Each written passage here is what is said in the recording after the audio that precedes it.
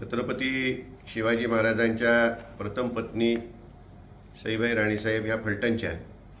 त्यांचे पुत्र छत्रपती संभाजी महाराज गेल्या अनेक वर्षांपासून आपल्या सर्वांची इच्छा होती की छत्रपती संभाजी महाराजांचा पुतळा हा फलटणमध्ये असावा आणि त्याप्रमाणे श्रीमंत रामराजे साहेब असतील, रघुनाथराजे असतील आणि त्या ठिकाणी आपण संभाजी महाराज पुतळा समितीची स्थापना केली आणि त्या माध्यमातून त्या ठिकाणी अनेक कार्यकर्त्यांनी एकत्रित येऊन छत्रपती संभाजी महाराजांचा पुतळा हा फलटणला माळजाईच्या समोर उभा केलेला आहे. आणि ह्या निमित्तानेच पुतळा तर उभा राहिलेला आहे, परंतु संभाजी महाराजांचा आजोळ आणि आजोळी त्यांचा जन्मोत्सव मोठ्या उत्साहात व्हावा हा आपल्या सर्वांचाच विचार आहे. आणि त्यामुळं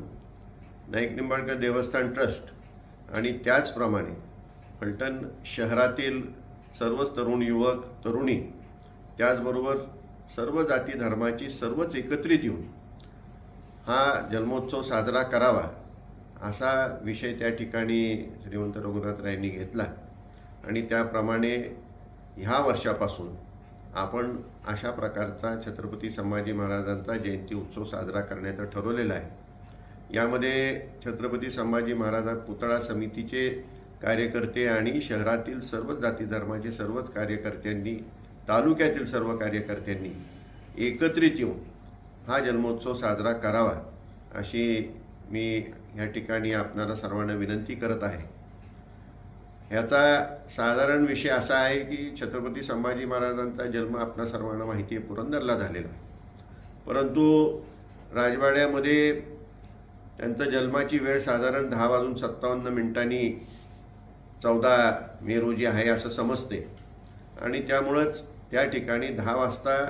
राजवाड्यामध्ये राम मंदिरात उपस्थित राहून त्या ठिकाणी 10:57 त्यांचा जन्म त्या ठिकाणी पाळणा त्या ठिकाणी ठेवलेला आहे आणि पाळणा झाल्यानंतर छत्रपती संभाजी महाराजांच्या पादुका ह्या पालखीने राजवाड्यापासून संभाजी महाराजांच्या, छत्रपती संभाजी महाराजांच्या पुतळ्यापर्यंत मिरवणुकीने न्यायच्या, त्या ठिकाणी आरती करायची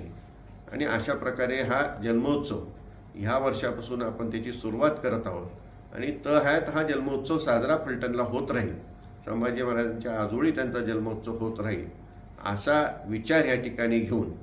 आपण हा जन्मोत्सव साजरा करण्याचं ठरवत आहोत.